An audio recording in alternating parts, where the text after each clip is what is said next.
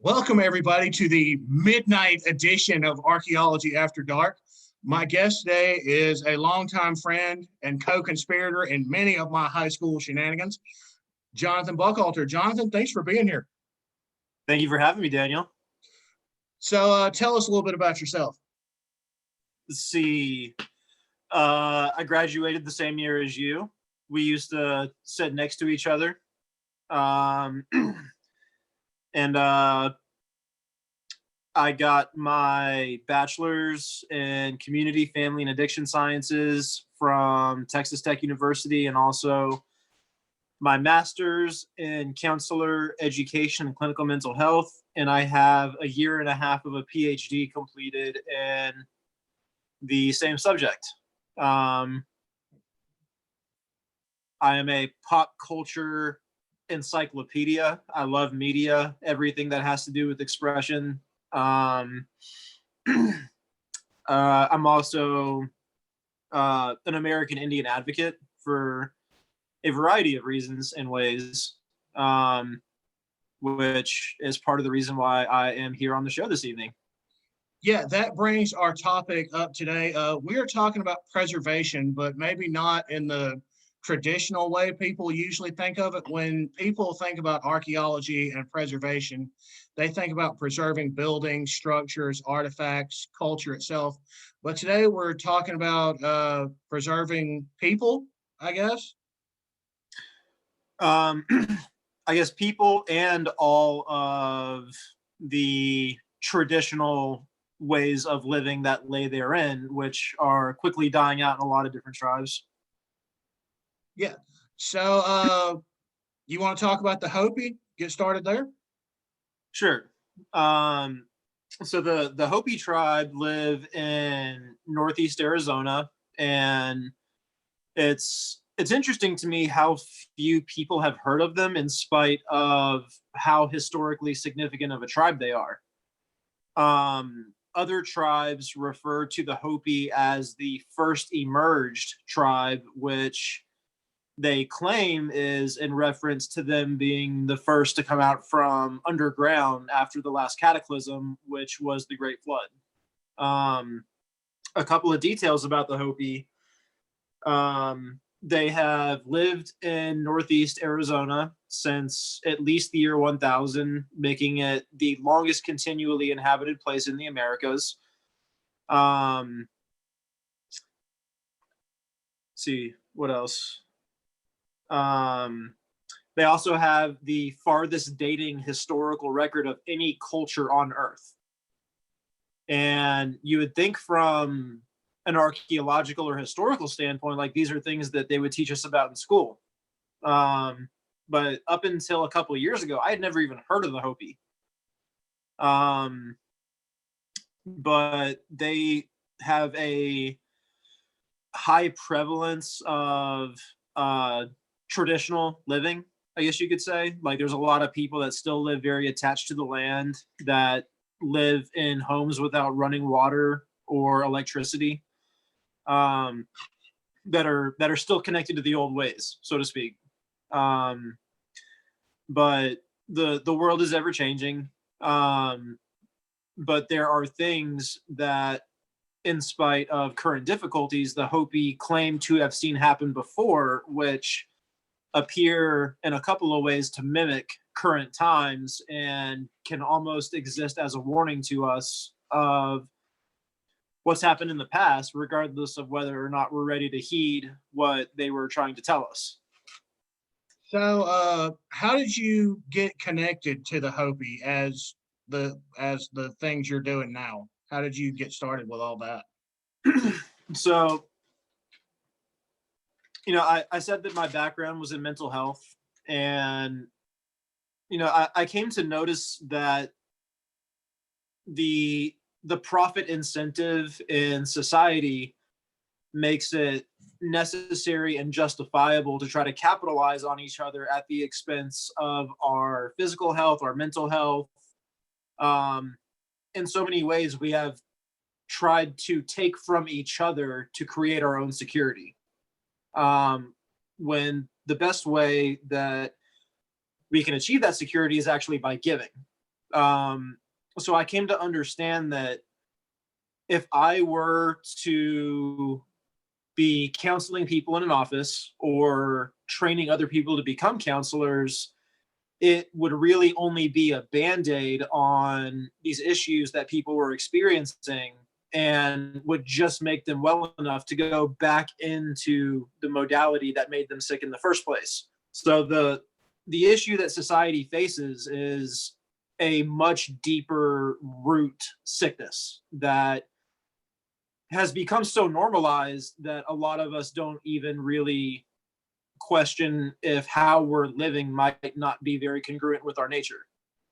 You're talking about I started treating. having ideas back. You're talking about Go ahead, treating. sorry. Yeah, you're talking about treating, the symptoms that society presents instead of the disease itself.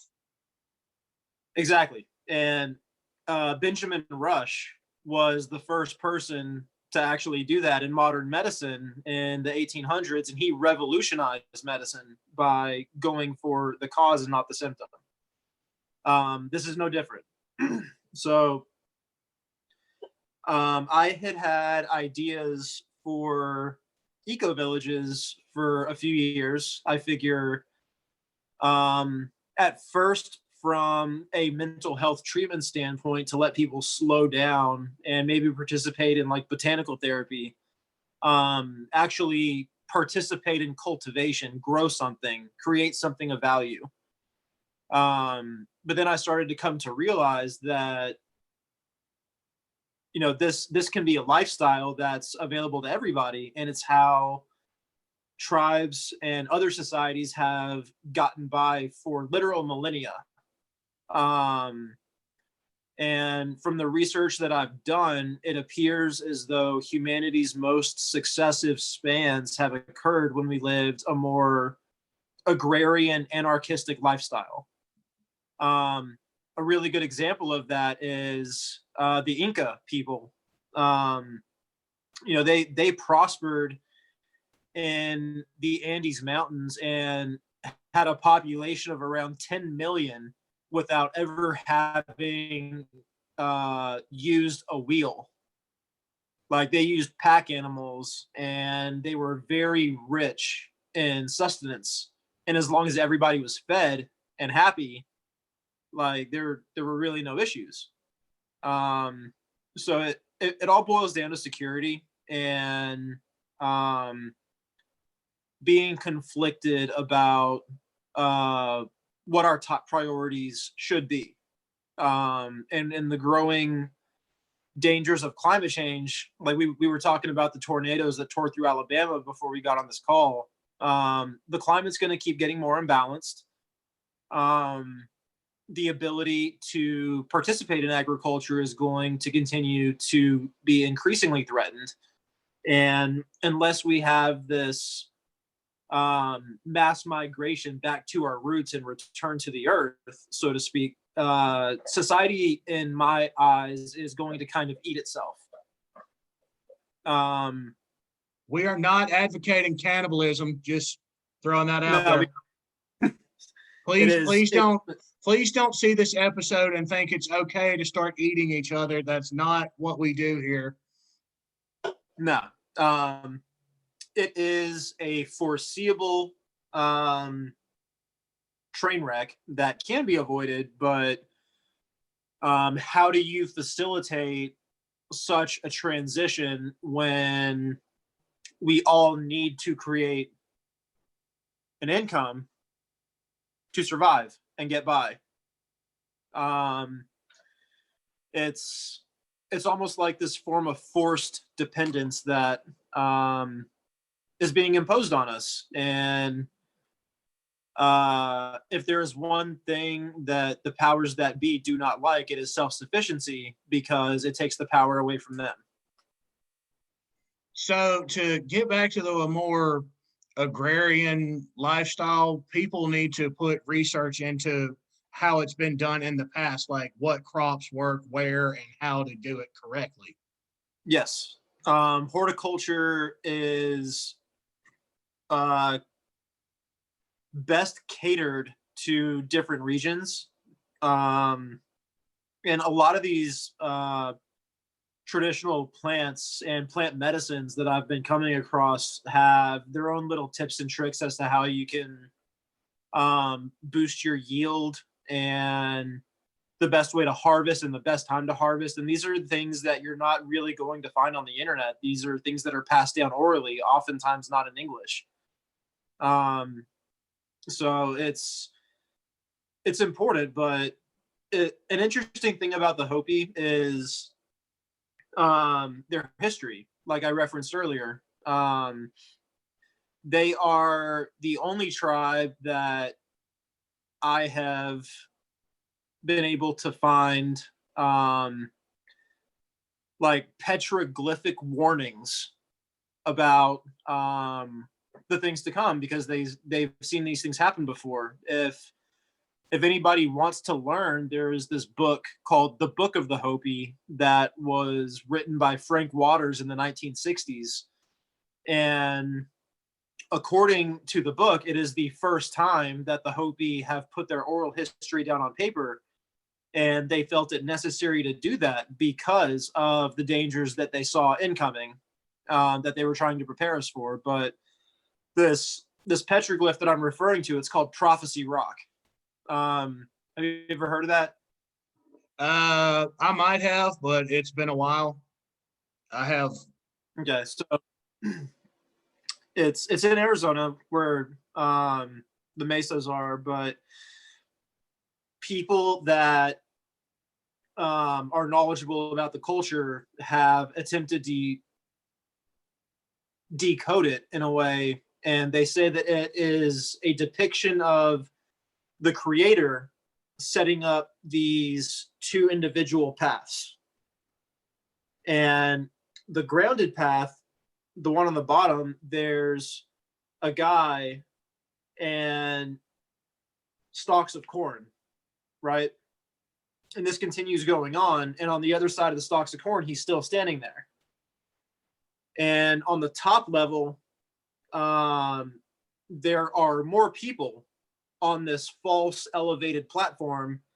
And as that path continues, it gets rockier and rockier until it eventually just disappears.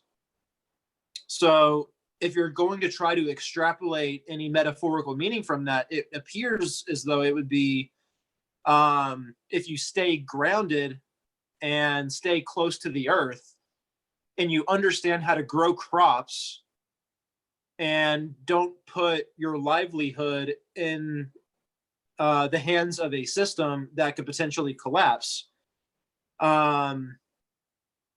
you can survive collapse. It's not a concern. People have, had to start over time and time again, and somehow people are still here. We keep going. We keep returning to the things we've done before. It just keeps. Yeah. Yep.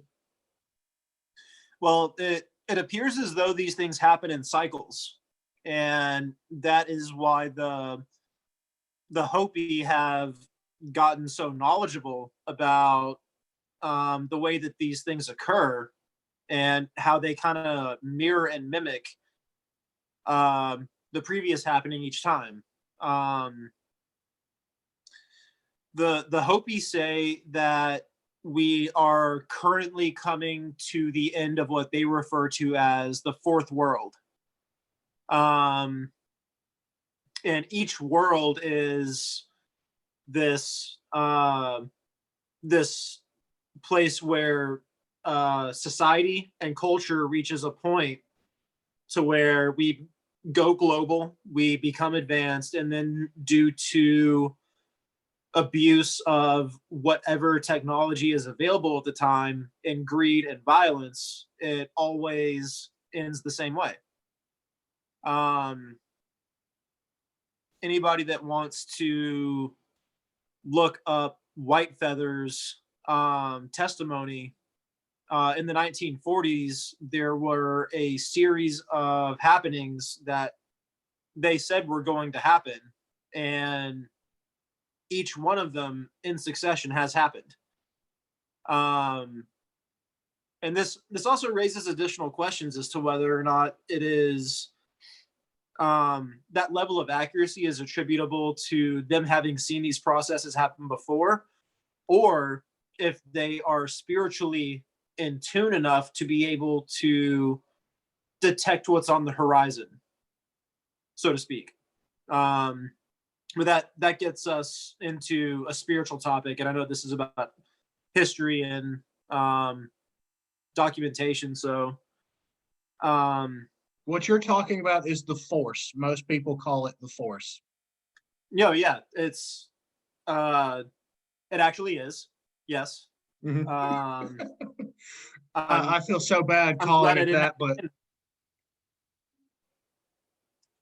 are you mainlining an energy drink right now?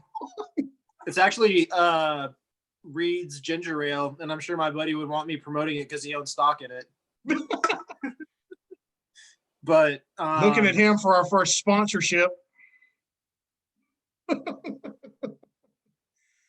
But as far as some other interesting things about the Hopi, coupled with my experience, something that I didn't mention earlier is I am also a licensed professional counselor intern in the state of Texas.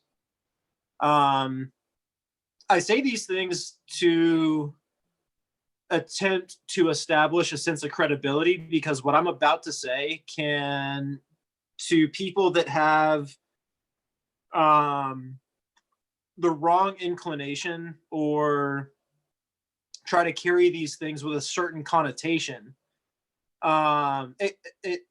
it can get misconstrued as something more relatable to science fiction, when there are multiple examples of evidence that support there being some kind of truth to the historical references made to this stuff.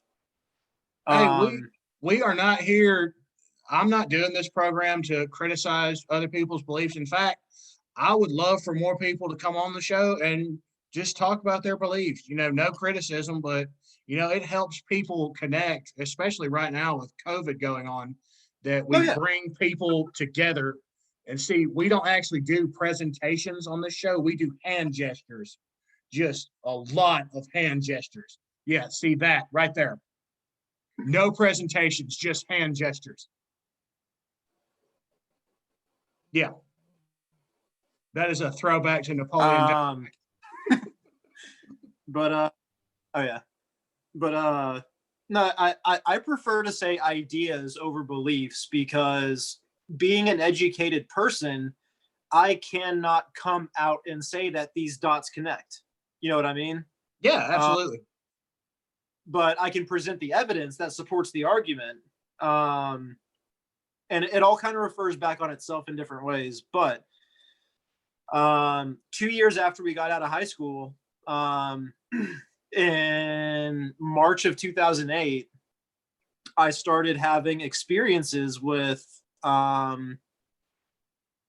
things at night in the sky that didn't really behave like airplanes or helicopters, in a variety of different presentations, which, if anybody wants to get like the low down dirty of like what all of it looked like, I actually have it chronologically compiled, potentially for sharing somewhere down the road. But I had a pretty dramatic experience with a girlfriend of mine back in May of 2018.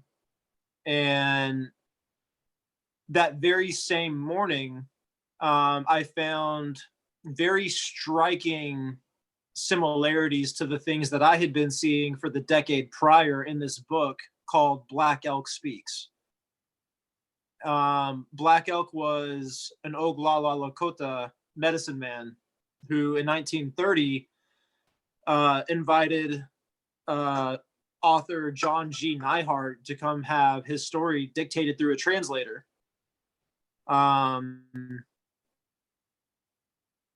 Because he said he had an important message for him. But fast forward a few months, and I end up in Arizona under strange circumstances. There appeared to be a lot of similarities to the things that I had been seeing to what American Indian tribes refer to as thunder beings. Part of their mythology and lore, but kind of being on the native trail with this stuff, I decided to start seeing what tribes were in the area when I visited Arizona, and I started learning about the Hopi. And they have a couple of prophecies that kind of intertwine. One is called the Blue Kachina. And what the prophecy states is that when the Blue Kachina takes off its mask and performs a dance in the plaza in front of uninitiated children, it will mark the end of all Hopi ceremonialism, and those ceremonies would cease for a time and then be rejuvenated. But the Blue Kachina marks the beginning of what they refer to as purification. And the way that the world has lost its mind in the last 3 years, I find kind of interesting. But I was gifted a copy of the Book of the Hopi by a lady at a Hopi shop in Sedona, Arizona. And when I started reading it, it was really interesting that it says literally in the Book of the Hopi, like a lot of people glance over these things and they don't really heed what these words say. But if you take it literally, it's pretty jarring stuff historically and archaeologically. The Hopi say that this is not the first planet that humans have inhabited. They also say it's not the last. And prior to the Great Flood, they claim to have had these flying crafts that they went around and attacked each other with and moved so fast that they could be back before anybody knew where it came from.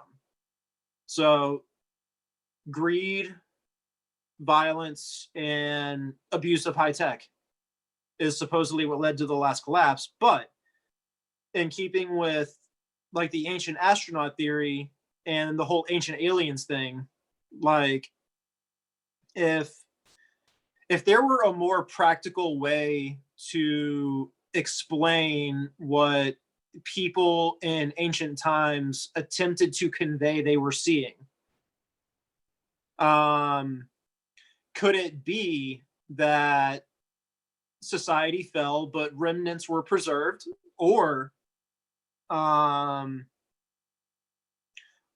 lot of different tribes around the Four Corners referring to themselves as star people might have additional deeper meaning?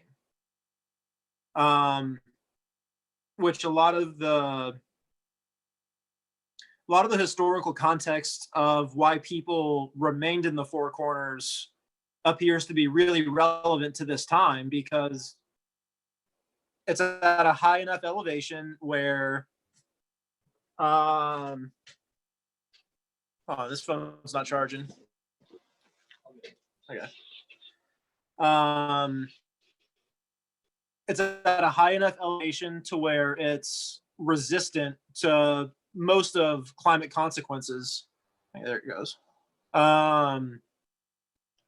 There's a lot of tribes that have just hung around the Four Corners area.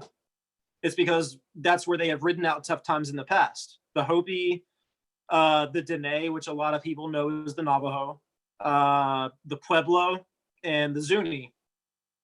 And they all have a really strong attachment to the stars.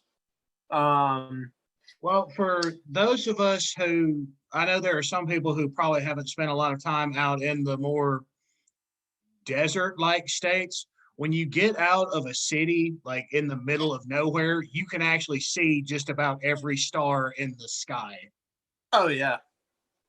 It's an experience that you can't buy. You know, it puts a new perspective on things to see a bright starry sky without light pollution.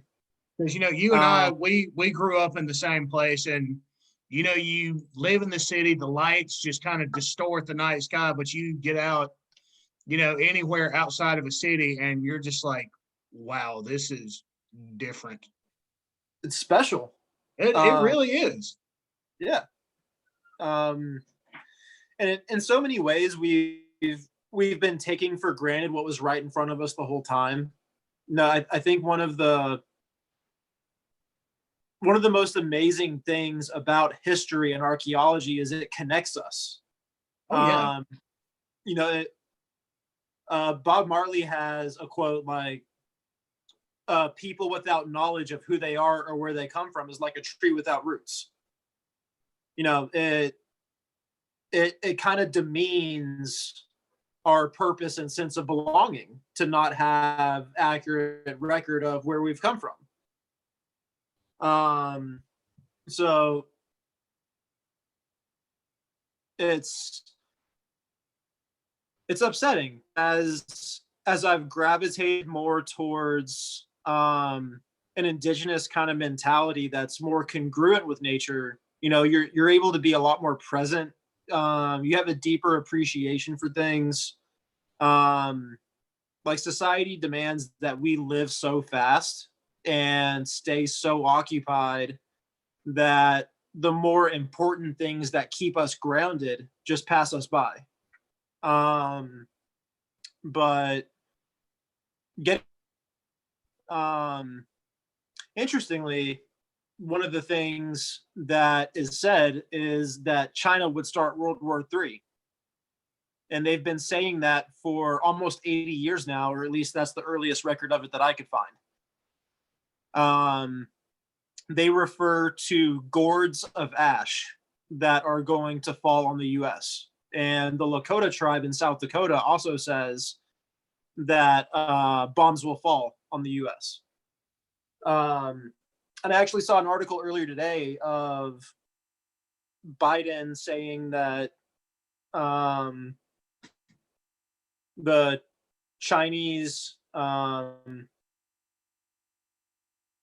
was it president or prime minister? I'm not sure what their term is, but Xi Jinping doesn't have a democratic bone in his body, and there's a lot of political provocation and increasing aggression and economic subversion that could really bring us to the point of conflict. But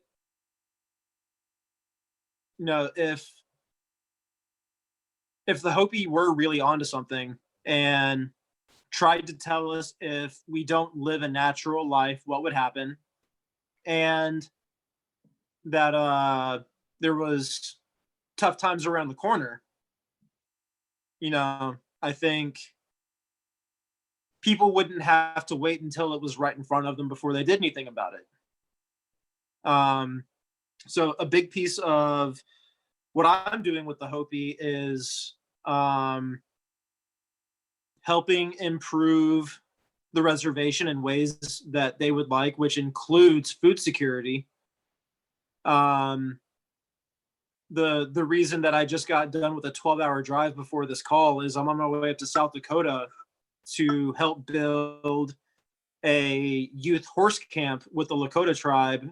And then we're going to Arizona to hopefully, if all goes well with scheduling, put in a geothermal greenhouse that will be able to produce crops year round.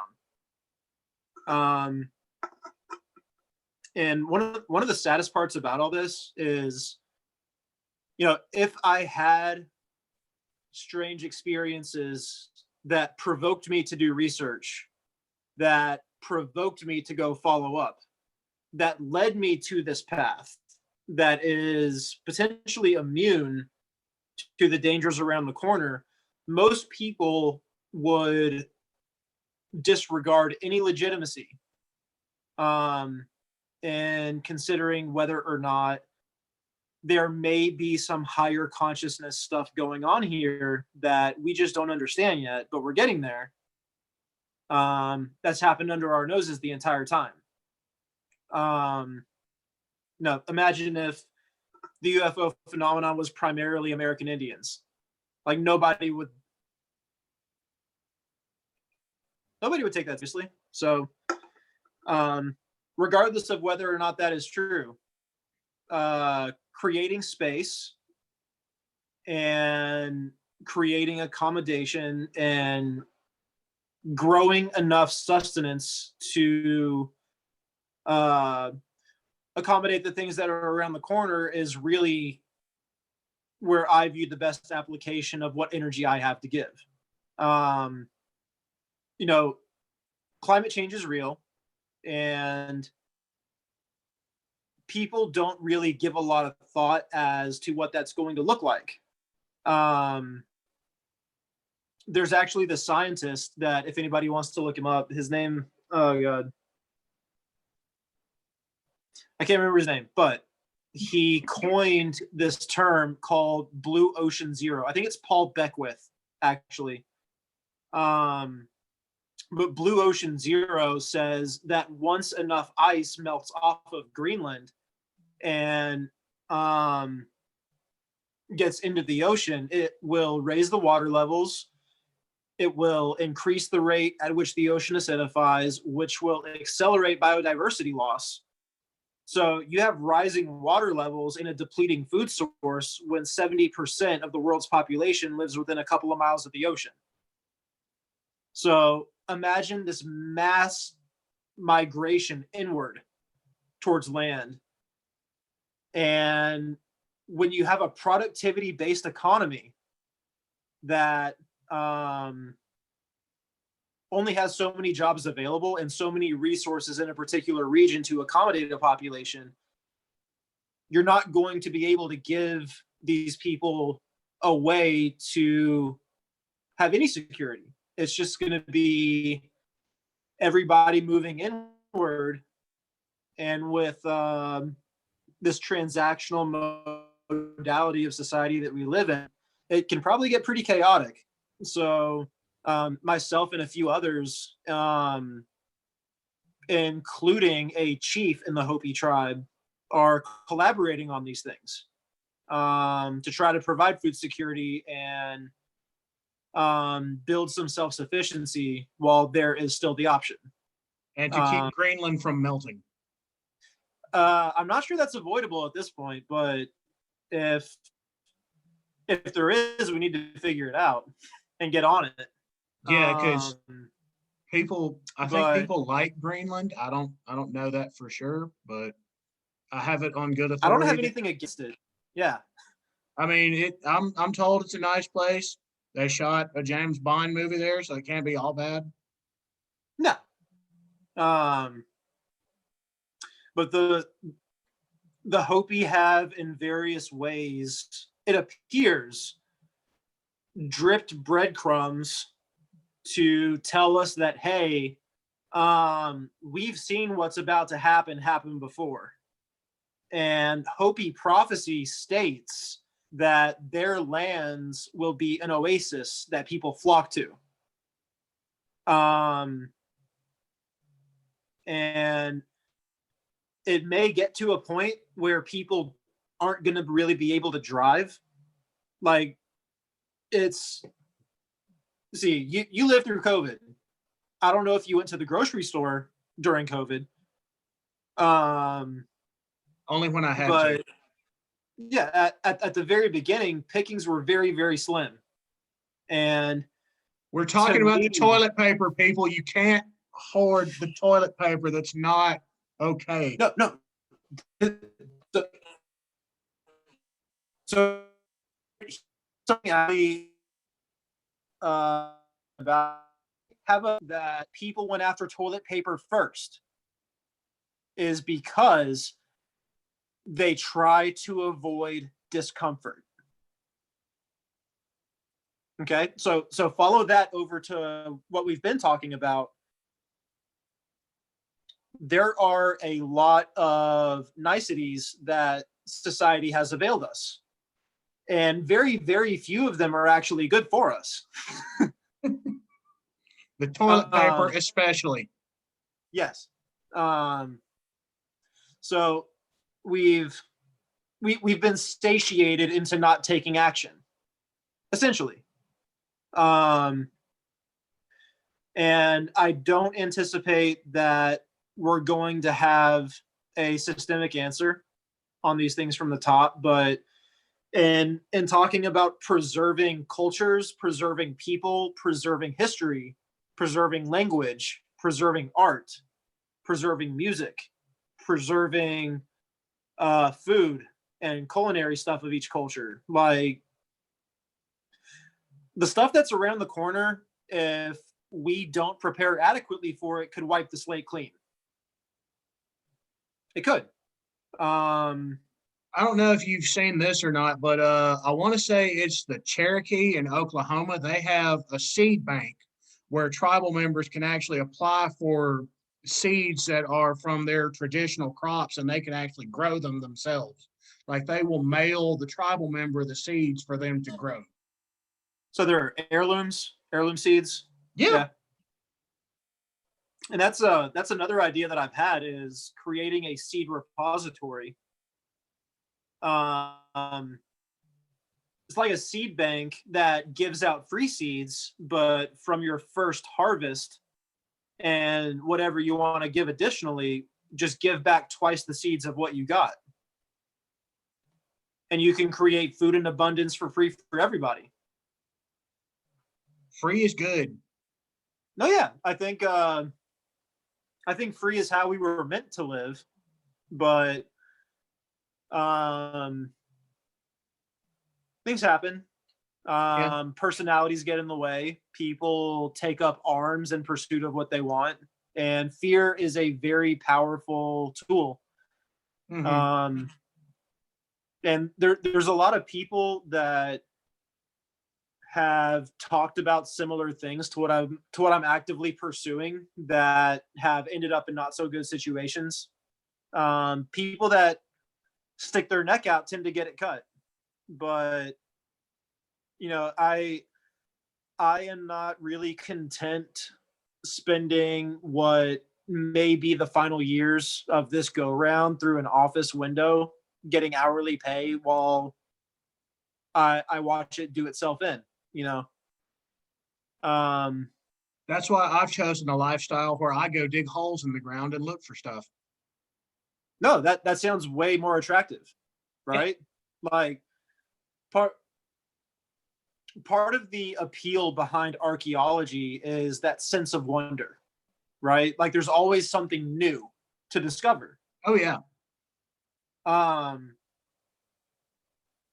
honestly, I'll tell you about some of the more interesting possibilities. I don't want to delve too far off topic. It's kind of related, but there has been this jump in the last 80 or so years, really since we detonated the atom bomb. The rate at which society has developed has increased far beyond any previous point that we are aware of. We went from the first airplane to 100 years later, having nanotechnology, fiber optics, computer chips, microwaves, TVs. But we can put this in a perspective. I think this will help. So yeah. you and I were in high school. Let's say that was 15 years ago, give or take. Yeah. So in that 15 years, we did not have wireless internet. Wi-Fi was not a thing. We had dial-up, and it was miserable. That's true. It was like a robot screaming at you. Yeah, Netflix used to come in the mail. People don't believe me when I tell them that, and they look at me like I'm crazy. Well, these kids better enjoy it while they can. Yeah. But it's interesting that we've seen a jump not just in technology, but also creativity. Yeah. A lot of the media that's coming out, both in music and stories, whether it's through writing, TV, or movies, is a lot more out there than say even like 15 years ago.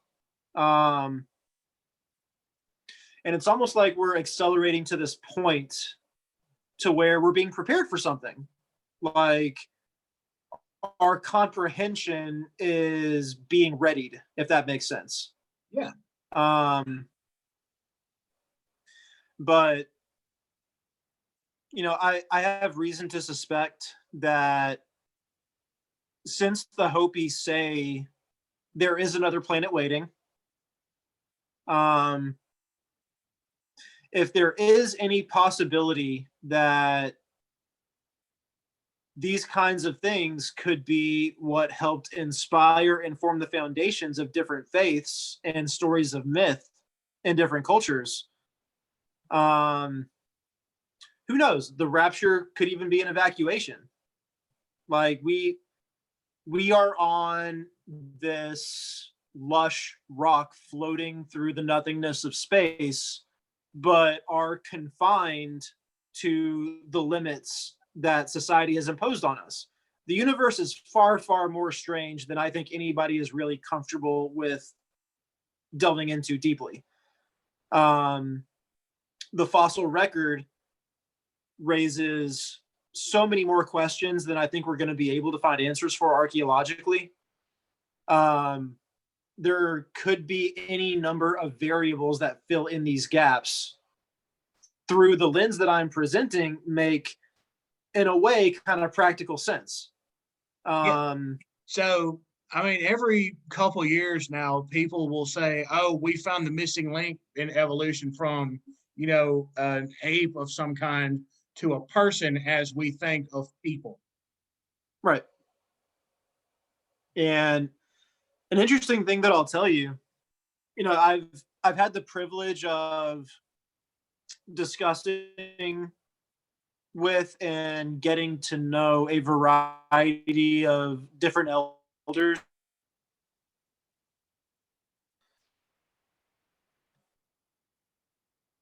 Something that is that Black people are the only race native to Earth.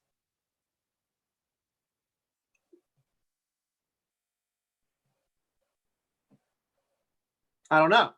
But I know that with my head in particular, I can't be out in the sun for 15 minutes without peeling within a couple of days. And I just lack the melanin for here, man. Like,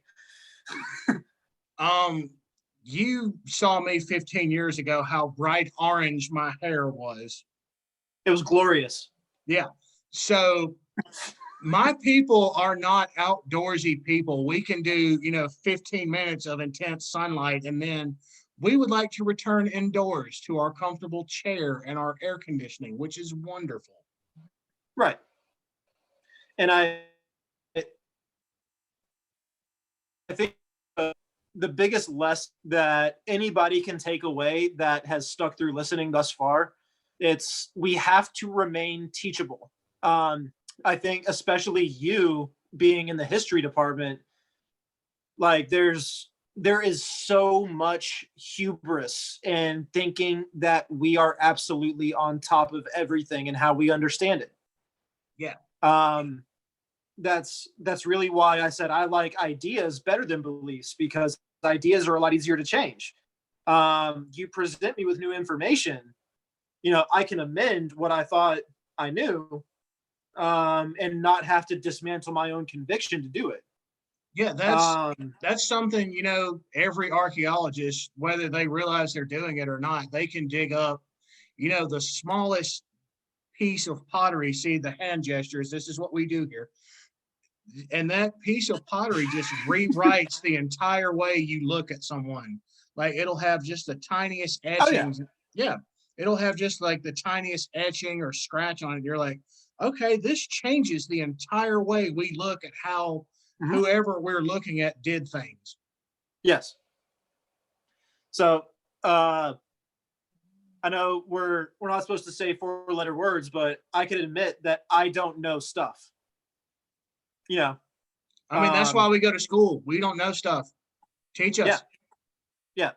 I mean, Um, we probably didn't do the best job in that 4 years of high school, but we tried, kind of. well, I think we also have to look at the structures that society is built on.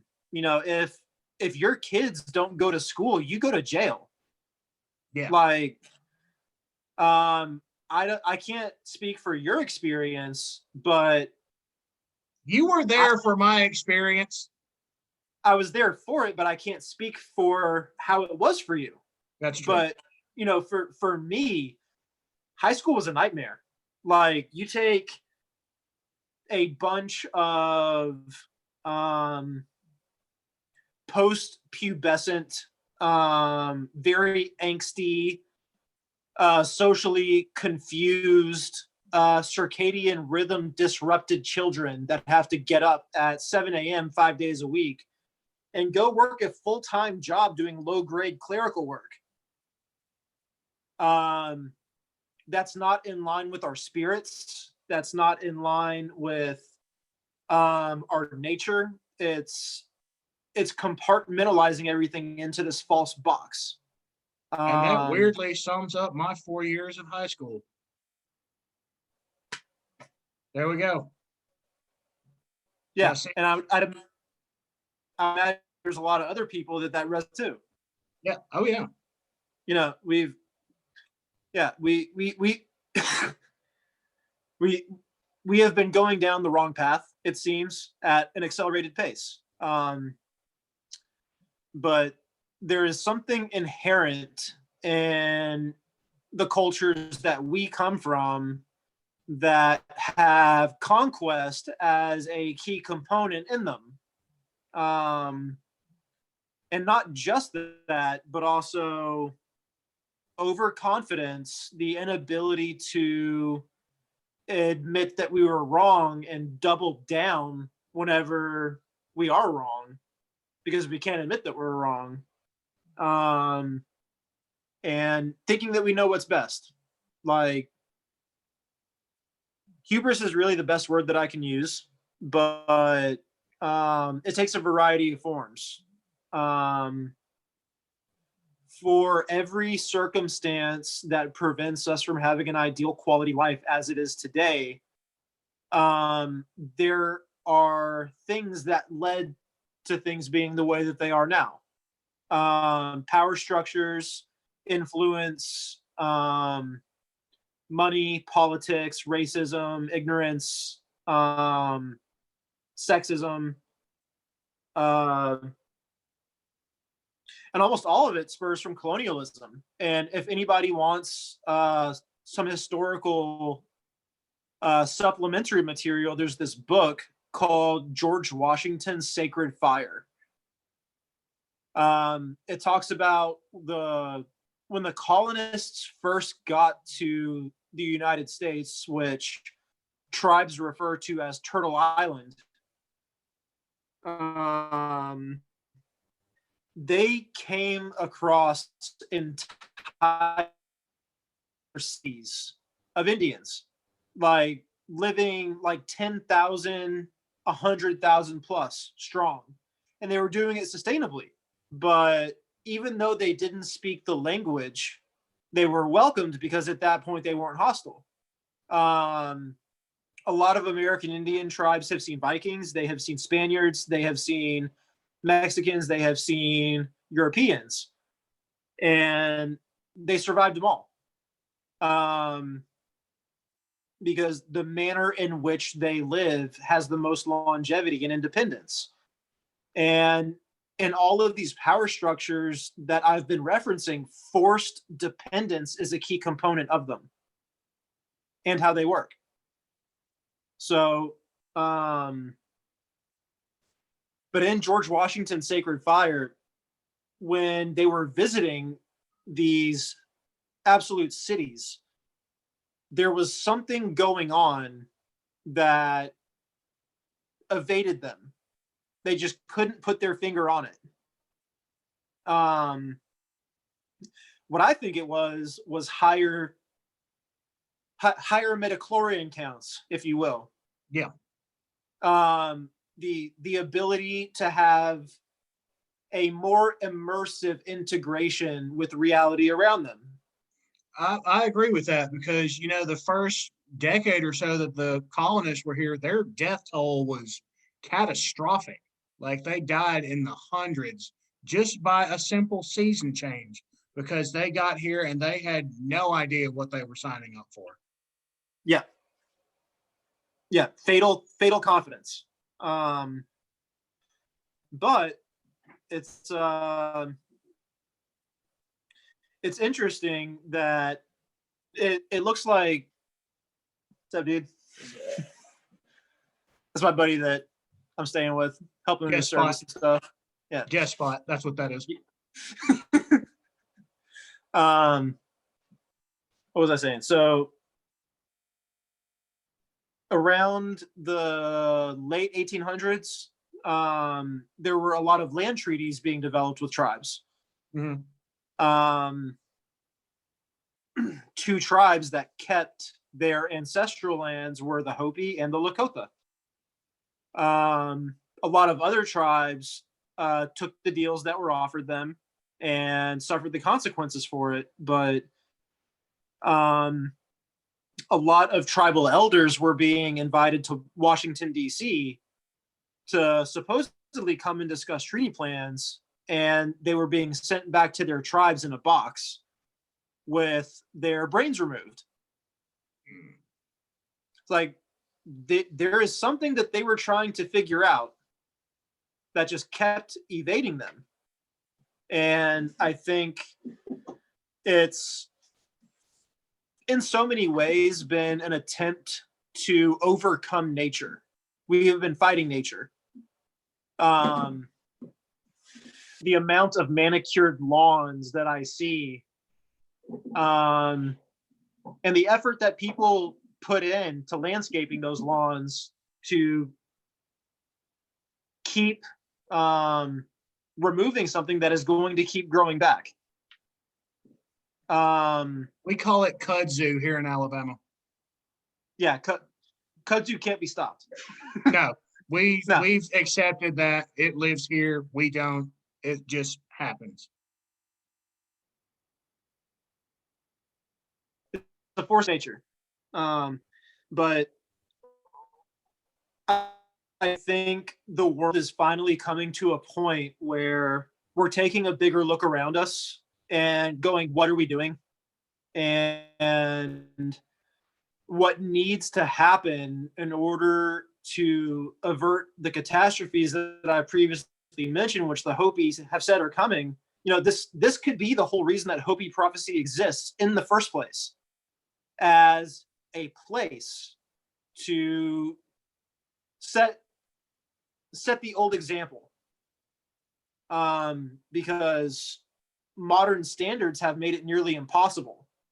You've seen the Lorax, right? Yes. Speaks for the trees, glorious mustache. Yes. Yes. It's all about the last seed and how important the last seed is. And like I said, all these stories that are popping up kind of when we most need them, it's like our subconscious is coming out through the media and getting exposure to help the collective conscious come around to these things. Mm-hmm. But regardless of whether or not American Indians are star people, it is not something that the world will listen to. So the best that can be done is to head to high ground, which historically speaking, Armageddon in Hebrew literally translates to mountain range. It's like when times get tough, you head to high ground. And even apocalypse is not the end of the world. In Greek, what it actually means is like a great unveiling or a big reveal. So it may very well be that those of us that are willing to align with the natural way which I know a lot of people whose stories kind of veered towards this path rather abruptly compared to the rest of their life story. It's almost like they're being like activated or something. Like a lot of people are catching that instinctual flip switch that is guiding us towards these things, because it's a matter of survival now. I'm not interested in profit. I'm not interested in drinking or drugs. I'm not interested in going to the movies. I spend way too much time on Reddit. I will say that. Reddit is an addiction that I can't understand either. I do it too. Yeah, it's a black hole I am just so okay throwing my life into. But and keeping with that, everything being new and exciting, you know, it's parallel. But you know, these indigenous tribes have figured out the lay of the land long before we ever did, and there are very few of them that are still holding on to the old ways. If we were still practicing controlled burns like tribes did prior to colonization, those wildfires that happened last year wouldn't have happened. That was caused by a gender reveal party, which It was yeah. So in a very we in no dense, way brushy advocate area. we in no way advocate gender reveal parties on this program. You want to have one, that's fine, that's great. Just do it, do it responsibly for all that is holy. I mean, your boy child doesn't want to come into the world knowing that you started a wildfire at their party. Yeah, your niece or nephew is gonna Alabama. What's the father guys at it? Gonna come out saying roll Yeah, tide. tell your sister to just text you if it's a boy or a girl. Don't She throw a already party. told me it's a boy. They found that out like 3 days ago. So Oh, sweet. yeah. Well, tell her I say congratulations. Oh yeah, I certainly will. Oh yeah, Yeah. you've met my sister, haven't you? I think once I came over to your house once. Yeah. And we rode around in your mom's Pontiac all afternoon. Yep. Got my first speeding ticket in that car. Super proud of myself. I was super proud of myself. Other people were not. What was it? Was it a GT6 or GT8? GTO with the V8 in it. Yes. GTO V8. Okay. Yeah. Yeah. That was a series of bad decisions on several people's parts that we've all decided to live with and never bring up again until, well, now. Dude, I'm also telling my buddy that's in the room because he hasn't heard this story. Do you remember at the end of Stadium Trace Parkway where there was that turnaround? Yes. Yeah, so I tried before school one morning with Daniel in the car to go drifting around that corner. Oh yeah, how'd it go? Is it all coming back to you?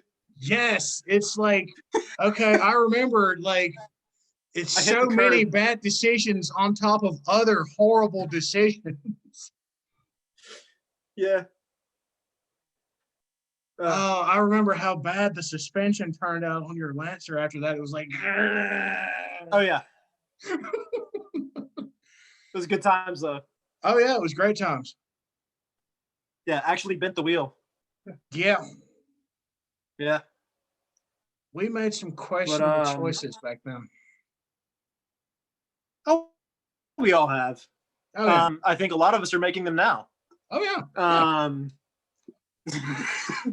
But you know, regardless of what the issues are that society faces, the solution in my mind stays the same. And it is to stay grounded, as the Hopi have encouraged us to do, both in writing and in hieroglyphs or petroglyphs that are carved into rock. Yeah, it's a matter of survival and facilitating a transition at this point, because sustainability is impossible without clearing the way for other people to get involved with it. Yeah. Um, So but that brings up an interesting point. Say other people who have seen this episode, they want to do something to get them involved, or they want to start being more involved in preservation, like we've talked about. How would you suggest they get started? well, I'm going to show you something really quick. You take your shirt off, I swear I'm going to leave. What's up? My buddy Ozzo is making seed packets. So these are seed bank startup kits. So basically, this is a plethora of seeds that we'll give to one person that will keep these seeds, and they'll distribute it to their community, about 10 to 15 people. They'll grow the seeds, they'll themselves bring back to the bank and keep distributing seeds, all the while bringing the community together. So a lot of these will be used in, probably small villages, small communities where people can grow together and work and learn together to grow food. Yeah. So that's one way, is working as a community to create mass food security. If you want to check out Feed Our Neighbors on Facebook, that's a Facebook group that also started, which has gained quite an awesome following. Something that I'm looking to do is create food security in different places, but also build eco villages where people can live rent-free and grow their own food.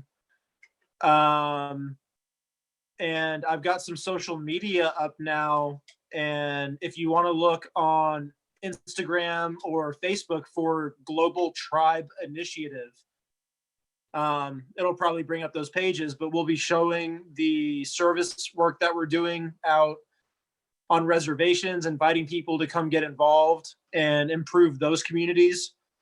And further down the road, it looks like we're going to be able to start building dwellings that are sustainable. We don't really have to lose any of the best of what today has to offer. If you want to have Spotify and solar panels and HBO Max and a house made out of sandbags and concrete that'll insulate itself well, so you don't have to take care of it, you can do that. Like, these are pretty crazy times that we're living in, and I think the only limit to the kind of example that we can set is two things. It's a matter of finances and creativity. I'm also at some point in the near future looking to set up a crowd fund that will include a digital ledger that will transparently show that everything being given is being allocated towards collective security. We're not taking a cut. We're trying to build everybody's way out. So I really feel like the more effort is concentrated on the same example, the sooner worldwide attention can be brought to it. People can proclaim a desire for it. And then it doesn't matter how much money that you have to do it. The resources will become available because it's what people want. But it's slow going. But I have no reason to suspect, with as much has fallen into my lap pursuing this direction, that it won't work out. I have every reason to have faith in this stuff. And if there is a God, it certainly seems like these are the kinds of things it would want. Yeah. So, no, I've been meeting a lot of amazing people. I'm working with a couple of nonprofits that are helping foot the bill with these projects. And there is as much room on this bandwagon as we want to create. But preservation and innovation, even are the keys to this. If you forget the past, you're doomed to repeat it. That old adage. The thing we've been learning in history classes since elementary school. Yes. Yeah. Which they only told us what they wanted us to know in the first place. I've learned some startling things that they didn't tell us about. But that's beside this point. Yeah, it's really shocking when you get to 6th grade and you learn what genocide is. Yeah, it's been whitewashed. But what I would like to emphasize to everybody watching this is, if you don't really have a lot of confidence in the way that things are going, you and I and everybody has the ability to determine the direction that things go from here. It rests with us, but if we stay satiated, subdued, and comfortable, ultimately, we're never there. There is never going to be a right time to get involved. You just have to do it. Yeah, and programs like this, they are always looking for people to help out. Museums, historic preservation sites, national parks, all of them. So many of them depend on people just wanting to get their hands dirty and help out. And they are always just so appreciative of anybody just caring enough to show up. Yeah. And,